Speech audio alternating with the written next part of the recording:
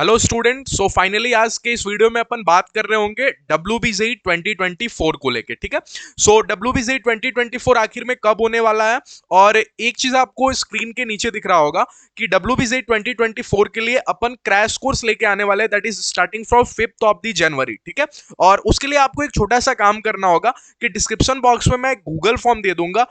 जो भी स्टूडेंट को कोर्स में इनरोल होना है वो गूगल फॉर्म जरूर फिल कर लेना। कोर्स आपको फ्री ऑफ कॉस्ट होगा। ठीक है। कौन से प्लेटफॉर्म पे मिलेगा ये भी मैं आपको इन्फॉर्म कर दूंगा, यूट्यूब पे मिलेगा या किसी और प्लेटफॉर्म पे। आपको गूगल फॉर्म आप जरूर फिल कर दीजिएगा। ठीक है।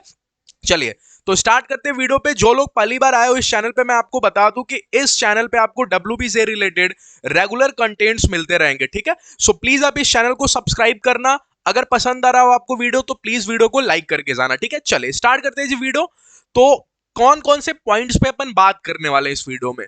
तो सबसे पहले आपको 2024 का एग्जाम डेट क्या है। देन आफ्टर आपको बहुत सारे स्टूडेंट्स को कंफ्यूजन होता है मार्किंग स्कीम को लेके। ठीक। तो WBJEE की क्या मार्किंग स्कीम है, कैसे पेपर्स होते हैं, ये भी मैं आपको बताऊंगा। साथ ही में एग्जाम का पैटर्न क्या है। ठीक है। क्योंकि बहुत सारे स्टूडेंट्स इस एग्जाम से उतना ज्यादा अवेयर नहीं होते, तो उनको एग्जाम पैटर्न के बारे में भी उतना आइडिया नहीं होता। तो इसीलिए इस वीडियो को देखने के बाद आपको एग्जाम पैटर्न पूरी तरह से क्लियर हो जाएगा। ठीक। तो यहां पे मैंने आपको इन्फॉर्म कर दिया है कि जो इस बार का 2024 का जो एग्जाम का डेट है दैट इज आपको 28 अप्रैल। ठीक है। 28 अप्रैल दैट इज आपको संडे का दिन है। उसी दिन आपको 2024 का जो WBJEE है वो उस दिन कंडक्ट किया जाएगा। ठीक है। पेपर दो फेज में होता है, फेज 1 फेज 2। ठीक है। फेज 1 में मैथमेटिक्स का पेपर होता है और फेज 2 में फिजिक्स और केमिस्ट्री कंबाइन होता है। ठीक है। तो एग्जाम डेट मैंने आपको इन्फॉर्म कर दिया कि 28 अप्रैल 2024 संडे का। तो जो अपना कोर्स स्टार्ट होगा दैट इज आपको 5th ऑफ जनवरी। ठीक है। और एग्जाम है आपको 28 अप्रैल। तो अपन के पास पूरा अच्छा खासा जनवरी, फरवरी, मार्च और अप्रैल भी मैं इंक्लूड ही कर देता हूं क्योंकि लास्ट में है एग्जाम। तो 4 मंथ्स का अच्छा खासा टाइम है। ठीक है। प्रीवियस ईयर क्वेश्चन करेंगे, साथ ही में कोर्स को कंप्लीट करेंगे with lot of short tricks, क्योंकि WBJEE में शॉर्ट ट्रिक्स बहुत इंपॉर्टेंट होता है। क्योंकि टाइमिंग कम होते हैं, क्वेश्चन ज्यादा होते हैं, आपको कम टाइम में मोर नंबर ऑफ क्वेश्चंस अटेम्प्ट करने होते हैं, इसीलिए शॉर्ट ट्रिक्स का जानना बहुत जरूरी है। ठीक है। चलिए तो बात कर लेते हैं एग्जाम पैटर्न के ऊपर। तो मैथमेटिक्स की अगर मैं बात करूं तो मैथमेटिक्स का वेटेज सबसे ज्यादा होता है। अगर आप WBJEE एग्जाम देने जा रहे हो ना तो मैथमेटिक्स तो अच्छे से करके जाना, क्योंकि 75 क्वेश्चन पूछेगा भैया। ठीक है। जिसमें 3 सेक्शन में डिवाइड करके पूछेगा। सेक्शन ए में आपको 50 क्वेश्चन देखने के लिए मिलेगा। तो आप सोच सकते हो कितने ज्यादा क्वेश्चंस आपको दिखने वाले हैं पेपर में। ठीक है। तो इसीलिए WBJEE भी एग्जाम भी है ना इजी नहीं रहने वाला। आपको टाइमिंग एक तो कम होगा और क्वेश्चंस बहुत ज्यादा होंगे। तो एक होता है ज्यादा क्वेश्चन देख के ऑलरेडी कंफ्यूजन हो जाता है। ठीक है। और सेक्शन बी में आपको 15 क्वेश्चन देखने के लिए मिलेगा। सेक्शन सी में आपको 10 क्वेश्चन देखने के लिए मिलेगा।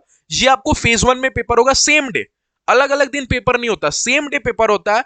और ये पेपर आपको 2 आवर का होगा। ओके। 2 आवर में आपको, अगर आप देख सकते हो तो टोटल आपको 75 क्वेश्चन करने हैं। तो आप इसी से आप डिफिकल्टी लेवल सोच सकते हो। ओके।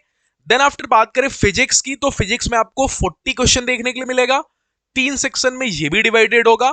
सेक्शन ए में आपको इसमें 30 क्वेश्चन, सेक्शन बी में 5 क्वेश्चन और सेक्शन सी में भी 5 क्वेश्चन देखने के लिए मिलेगा। ठीक है।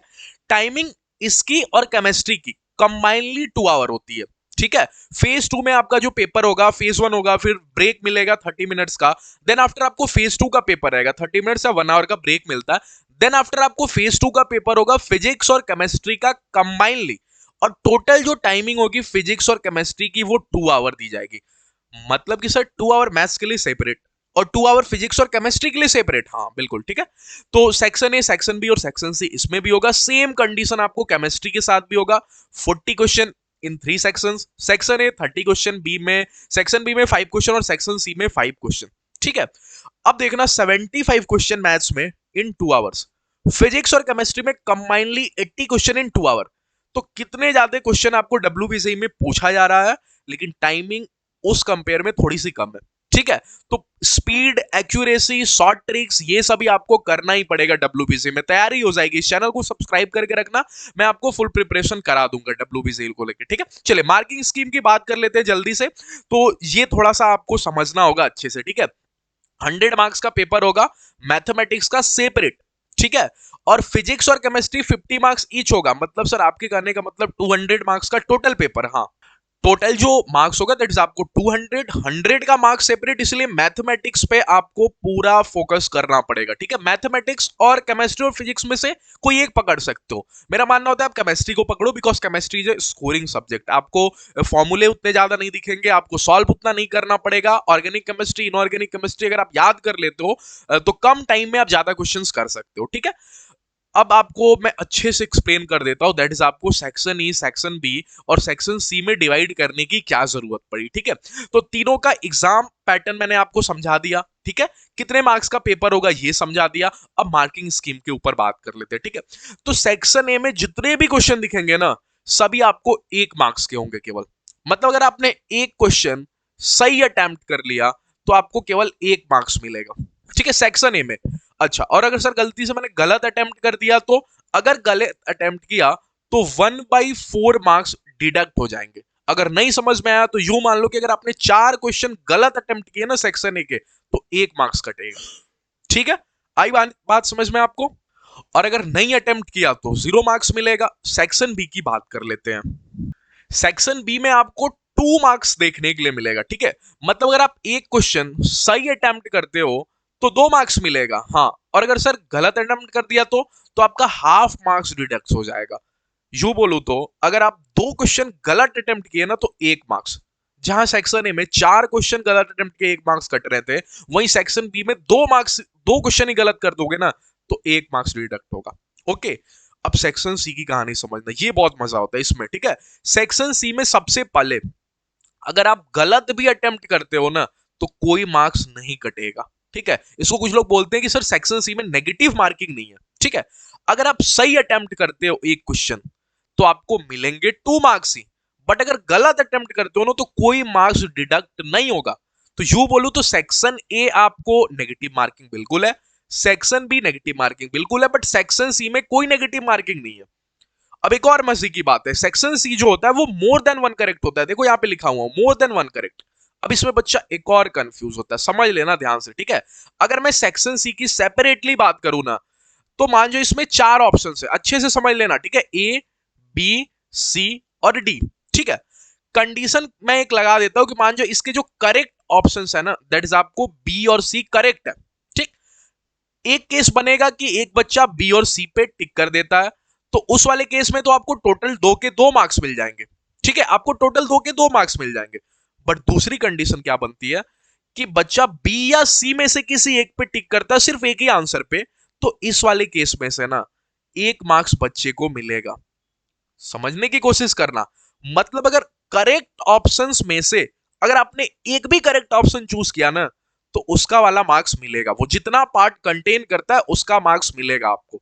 बट अगर मान जाओ अगर मैं बी पे टिक करता हूं, सी पे टिक भी कर देता हूं और ए और डी में से किसी एक पे टिक कर देता हूं ना, या मान जाओ ए पे टिक कर दिया, तो ये गलत अटेम्प्ट कंसीडर किया जाएगा। कहने का मतलब है सिंपल सा, अगर मैं गलत वाले ऑप्शंस में से एक भी टिक कर देता हूं तो मेरा पूरा का पूरा आंसर रॉन्ग अटेम्प्ट माना जाएगा। भले ही मैंने करेक्ट ऑप्शंस को भी इंक्लूड किया है, उसका मार्क्स नहीं मिलेगा। इसलिए मैं बोलता हूं अगर आप सेक्शन सी को अटेम्प्ट कर रहे हो, ठीक है, तो गेसिंग भी कर रहे हो ना तो कोई एक ऑप्शन ही गेस करो। बाई चांस अगर आपका लक ठीक रहा, वो ऑप्शन करेक्ट वाले में रहा, तो उतना का मार्क्स तो मिल ही जाएगा, ठीक है। तो आई होप आपको पूरी कहानी अच्छे से समझ में आई होगी। एग्जाम डेट आपको समझ में आएगा बहुत जल्द। मैं फिजिक्स, केमिस्ट्री, मैथ्स में क्या क्या वेटेज रहता है डब्ल्यूबीजेई के अंदर, जेईई मेंस से थोड़ा डिफरेंट वेटेज होता है, ठीक है। तो क्या क्या वेटेज होता है ऑलरेडी वीडियो किया हुआ है, 2024 स्टूडेंट्स के लिए भी वीडियो में कर दूंगा, ठीक है। सो जितने भी स्टूडेंट जो 2024 में डब्ल्यूबीजेई का पेपर देने वाले हैं, I request all of you कि प्लीज चैनल को सब्सक्राइब कर देना। ये चैनल आपको डब्ल्यूबीजेई 2024 के लिए बहुत हेल्प करेगा। रेगुलर वीडियोस आएंगे आपको टिल योर काउंसलिंग, ये चैनल से आपको प्रॉपर हेल्प मिलेगा, ठीक है। सो प्रिपरेशन से लेके आपके एडमिशन तक ये चैनल आपके साथ रहेगा अगर आप डब्ल्यूबीजेई से टारगेट किए हो तो, ठीक है। चलिए तो मिलते हैं नेक्स्ट वीडियो में, तब तक के लिए प्लीज चैनल को सब्सक्राइब कर देना। बहुत बहुत धन्यवाद आप सभी लोगों का।